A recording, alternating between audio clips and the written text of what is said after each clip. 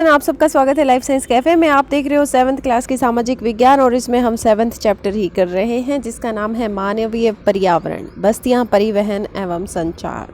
ठीक है, ये नाम से ही पता चल रहा है कि बस्तियों के बारे में बताएंगे, परिवहन के बारे में बताएंगे, संचार साधनों के बारे में बताएंगे। चलिए शुरू करते हैं। अध्याय 1 में आप पढ़ चुके हैं कि प्रारंभिक मानव भोजन, वस्त्र और आवास के लिए पूर्ण रूप से प्रकृति पर निर्भर करता था। ठीक है, लोगों के पास मॉल तो थे नहीं, खाने के लिए वहाँ से सामान लेकर आओ। ठीक है, कहाँ से लेते थे? प्रकृति से, पेड़ों से तोड़ लिए, खा लिए, खुद ही उगा लिए, खा लिए, इस तरह से होता था। वस्त्र भी वो खुद ही अपना करते थे और सारी चीज़ों के लिए प्रकृति पर निर्भर करते थे। लेकिन समय के साथ उसने कौशल विकसित करके खाद्य पदार्थों का उत्पादन, घर बनाने, यातायात और संचार से बेहतर साधनों का विकास किया। इंसान के अपने कौशलों से और उनके अपने टैलेंट से ये सारी चीज़ें उन्होंने बनानी शुरू कर दी जल्दी से। मतलब प्रकृति से जिस टाइम पे मिलते थे उससे भी कम टाइम में उन्होंने ये सब करना शुरू कर दिया। इस प्रकार अपने आवास के वातावरण को अपने अनुकूल बना लिया। मतलब रहने के लिए जो घर थे वो अपने तरीके से बना लिए। ये सब सारी चीज़ों में उसने बदला। बस्तियां वे स्थान होती हैं जहाँ पे लोग अपना घर बनाते हैं। आरंभ में मनुष्य क्या करते थे? पेड़ों और गुफाओं में रहते थे, है ना। इस तरह के घर नहीं होते थे जिस तरह के घरों में आप रहते हो। तो क्या करते थे? गुफाओं में रहते थे या पेड़ों पे रहते थे, समझ गए। फसल उगाना आरंभ कर दिया लोगों ने। उसके साथ ही एक स्थायी घर बनाना आवश्यक हो गया। ठीक है, जहाँ पे वो फसल उगाते हैं वहाँ रहना भी पड़ेगा क्योंकि जानवर खा जाते थे आके, तो वहाँ पे उनको रहना पड़ता था, इसलिए उनको घर बनाना पड़ता था। बस्तियों का विकास नदी घाटियों के निकट हुआ। नदियों की घाटियों के निकट क्यों हुआ? क्योंकि वहाँ पे पर्याप्त जल मात्रा उपलब्ध थी, भूमि उपजाऊ थी। व्यापार, वाणिज्य और विनिर्माण के विकास के साथ ही मानव बस्तियाँ बड़ी होती गई। ठीक, देखो ये चीज़ें ना आप बुक में लिखी हुई हैं, बहुत आसान भी हैं। मुझे लगता है कि आप सब पढ़ सकते हो, लेकिन आप यहाँ पे सुनोगे, थोड़ा सा समझोगे। समझने की भी ज़रूरत नहीं, सिर्फ सुन लो, आपको सब समझ आ जाएगा कि क्या कहना चाहते हैं ये चैप्टर में, ये चैप्टर क्यों दिया गया है। ठीक है, बुक तो सबके पास है, सबको पता है, बहुत आसान भी है, पढ़ाने की क्या ज़रूरत है। वीडियो को स्पीड में करना और एक बार सुनना, ठीक है, और लाइक भी करना साथ में। नदी घाटी के निकट बस्ती पनपने लगी, सभ्यता का विकास हुआ। क्या आपको पता है कि सिंधु, टिग्रिस, नील और हवांग ही नदियों के किनारे विकसित हुई सभ्यताओं के नाम क्या हैं?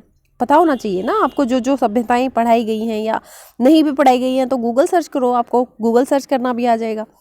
अच्छा, वे स्थान जहाँ भवन अथवा बस्तियाँ विकसित होती हैं उसे बसाव स्थान कहते हैं।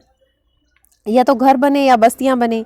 आदर्श बसाव स्थान के चयन के लिए प्राकृतिक दशाएं क्या होती हैं? अनुकूल जलवायु और जल की उपलब्धता, उपयुक्त भूमि और उपजाऊ मिट्टी, ये सारी चीज़ें होनी चाहिए। मतलब जलवायु साफ होनी चाहिए। अगर आप गंदी जगह पे रहते हैं जहाँ फैक्ट्रियाँ लगी होती हैं तो आप घर लेना पसंद नहीं करोगे। जल की भी उपलब्धता होनी चाहिए कि पानी लेने के लिए आपको सैकड़ों मील जल के लिए जाना पड़े या फिर पीने का पानी अवेलेबल हो जाए घर पे ही, है ना। कितनी सुविधाएं होती हैं, तो ये चीज़ें बहुत ज़रूरी हैं। क्या इसको भगवान, अब देखो आपको पता होना चाहिए कि जो बस्तियां होती हैं स्थायी भी हो सकती हैं, अस्थायी भी हो सकती हैं। जो बस्तियां कुछ समय के लिए बसाई जाती है ना, उन्हें ही अस्थायी बस्तियां कहते हैं। घने जंगल होते हैं जैसे गर्म रेगिस्तान या फिर ठंडे रेगिस्तान, या पर्वतों के जो निवासी आकर अस्थायी बस्तियां बनाते हैं। ठीक है, वे आखेट के लिए, मतलब जानवरों को मारने के लिए, संग्रहण, स्थानांतरित कृषि और ऋतु प्रवास करते हैं। मतलब जब मौसम में बदलाव होता है तो वो लोग वहाँ आ जाते हैं। यद्यपि अधिकांश बस्तियाँ आज स्थायी बस्तियाँ हैं, जो ज़्यादातर बस्तियाँ वो स्थायी होती हैं। ऐसा थोड़ी ना है कि हम अब यहाँ रहते हैं फिर एक साल बाद छोड़ के ये जगह दूसरी जगह रह लेंगे, नहीं। ये स्थायी बस्तियां हैं जहाँ हम सदियों से रहते हैं। इन बस्तियों में लोग रहने के लिए अपना घर बनाते हैं। तो देखो ये एक मानव बस्ती है, दिखाई गई है कि किस तरह से बस्तियां बसाई जाती हैं। यहाँ पे पानी भी है, आसपास के इलाके में घर बने हुए हैं। ऋतु प्रवास क्या होता है? हमने पढ़ा कि स्थायी बस्तियाँ ऋतु प्रवास, अस्थायी बस्तियाँ ऋतु प्रवास के लिए होती हैं। देखो, लोगों के मौसमी आवागमन को ऋतु प्रवास कहते हैं। मतलब मौसम में बदलाव होते ही जब लोग एक जगह से दूसरी जगह जाते हैं तो उसे ऋतु प्रवास कहते हैं। जो लोग पशु पालते हैं वे मौसम में परिवर्तन के अनुसार नए चरागाहों की खोज में निकल जाते हैं।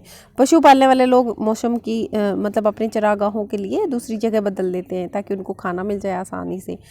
अब देखो, एक मैरी बच्ची है, मैरी का जन्मदिन था। केक काटने के लिए मित्रों के साथ गुरमीत की प्रतीक्षा कर रही थी। ठीक है, गुरप्रीत आनी थी। ठीक है, आखिरकार थकी, खांसती, हाँफती हुई गुरप्रीत पहुंची। उसने बताया कि अत्यधिक यातायात जाम था, बहुत ज़्यादा, मतलब वहाँ पे ट्रैफिक जाम था। मैरी की माँ मिसेस थॉमस ने गुरप्रीत की पीठ थपथपाकर गहरी सांस भरी। ओह, हमारे शहर में बहुत प्रदूषण है। मतलब माँ ने अफसोस जताया कि बहुत ज़्यादा प्रदूषण है। प्रसाद हाल ही में गांव से आया था। उसने पूछा, शहरों में इतना प्रदूषण और यातायात जाम क्यों होता है? ठीक है, उसने क्वेश्चन किया कि ऐसा क्यों है। देखो, शहरों में बढ़ती आबादी के कारण प्रतिदिन वाहनों की संख्या बढ़ती जा रही है। मैरी के पिता मिस्टर थॉमस ने कहा, मैरी ने पूछा, उन्होंने बताया ना कि लोग आ जा रहे हैं इसलिए वाहनों की संख्या बढ़ रही है, एक कारण ये हो गया। फिर मैरी ने पूछा, जब लोग शहर क्यों आ रहे हैं, मतलब इतने लोग क्यों आते हैं। उसकी माँ ने उत्तर दिया, वो यहाँ नौकरी, बेहतर शिक्षा और चिकित्सा सुविधाओं की तलाश में आते हैं। मैरी ने फिर पूछा, यदि इतनी संख्या में लोग शहर में आकर रहेंगे तो रहेंगे कहाँ, मतलब इतनी जगह कहाँ है। फिर मिसेस थॉमस ने कहा, यही कारण है कि अधिक संख्या में बस्तियां अवैध कब्जे वाली गंदी बस्तियां और अवैध कब्जे वाली बस्तियां दिखाई देती हैं। ठीक है, लोग आ रहे हैं तो कहीं तो रहना ही पड़ेगा ना, फिर वो ऐसी कब्जे वाली जगह आ जाती हैं, फिर वहाँ पे बस्तियाँ बस जाती हैं, फिर गवर्नमेंट उनको हटाने लगती है। जहाँ लोग भीड़ भाड़ में रहते हैं, ठीक है, और अस्वास्थ्यकारी परिस्थितियों में रहते हैं, भीड़ भाड़ भी हो जाती है और गंदगी भी फैल जाती है।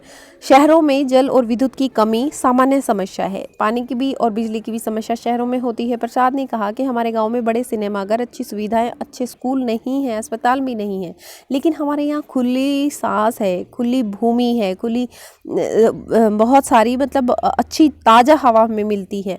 मेरे दादाजी बीमार थे तो उनको शहर के अस्पताल में लाना पड़ा था। तो बच्चे ने बताया कि कब वो शहर आया था, एक बार पहले कभी आया था, उसके दादाजी बीमार थे। तो ऊपर दिए गए संवाद से बस्तियों के दो विभिन्न चित्रण सामने आते हैं, ग्रामीण एवं शहरी बस्तियां। ठीक है, जो गांव में लोग रहते हैं उनको ग्रामीण कहते हैं। अब गांव की बस्तियां ग्रामीण होती हैं।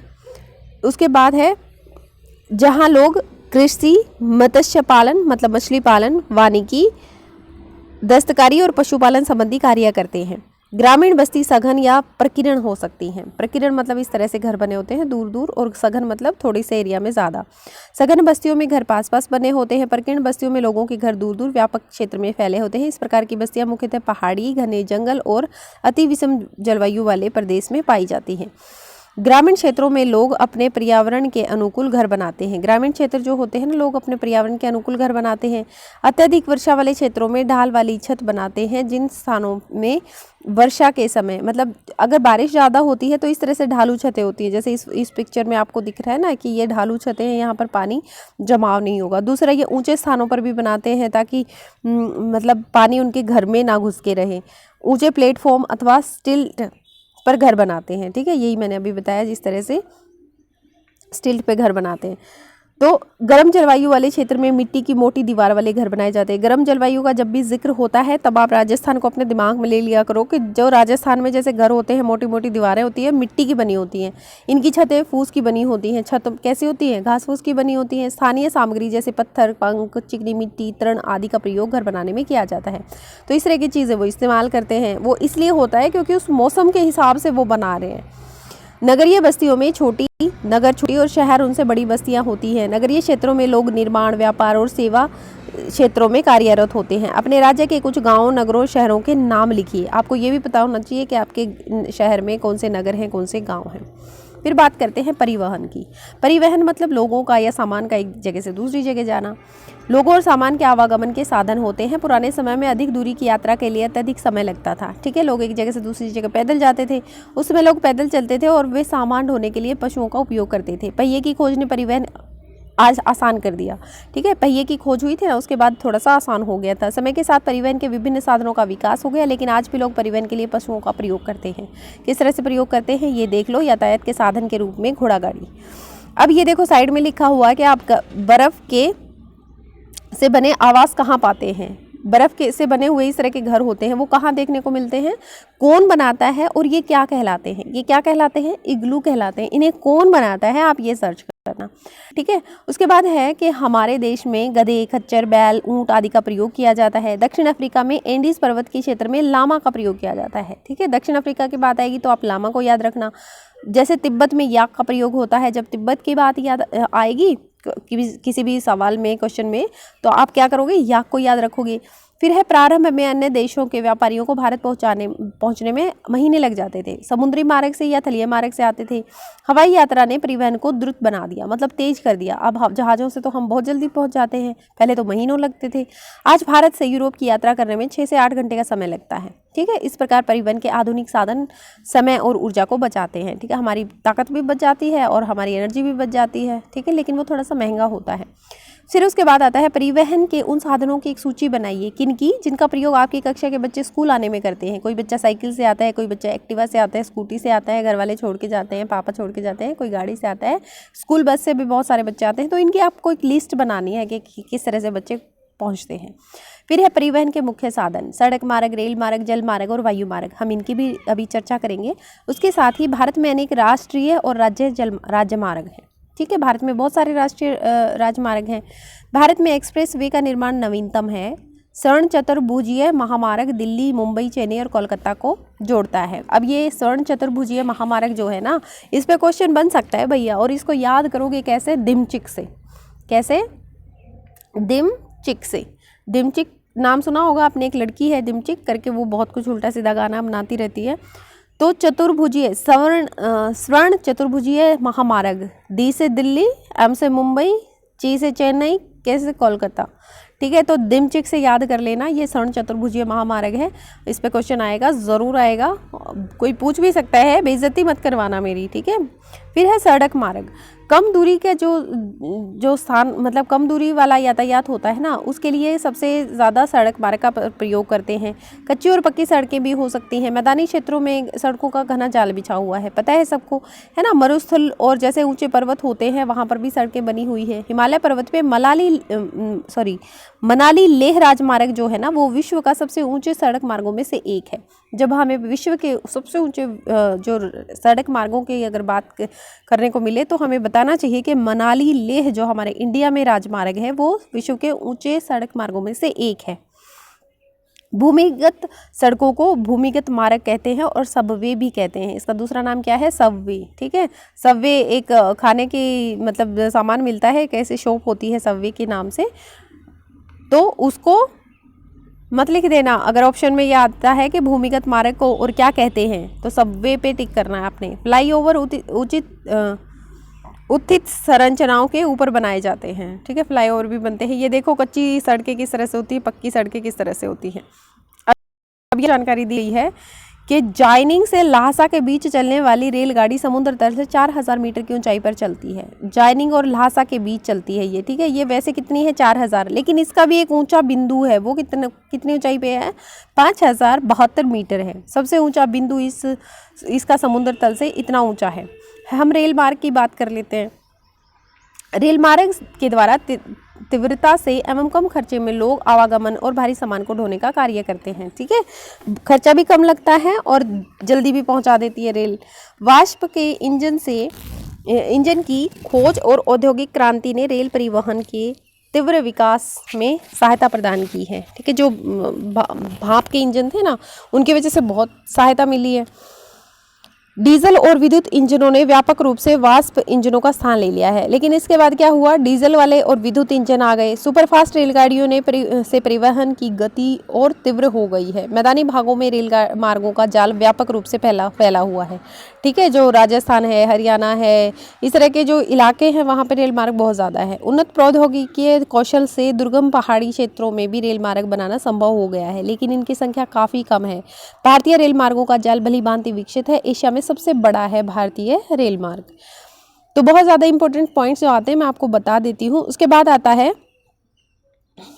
ये पॉइंट बहुत ज़रूरी है यहाँ पे, ट्रांस साइबेरियन रेल मार्ग विश्व का सबसे लंबा रेल मार्ग है, जो पश्चिम रूस से सेंट पीटर्सबर्ग से प्रशांत महासागरीय तट पर स्थित व्लादिवोस्टोक तक जाता है।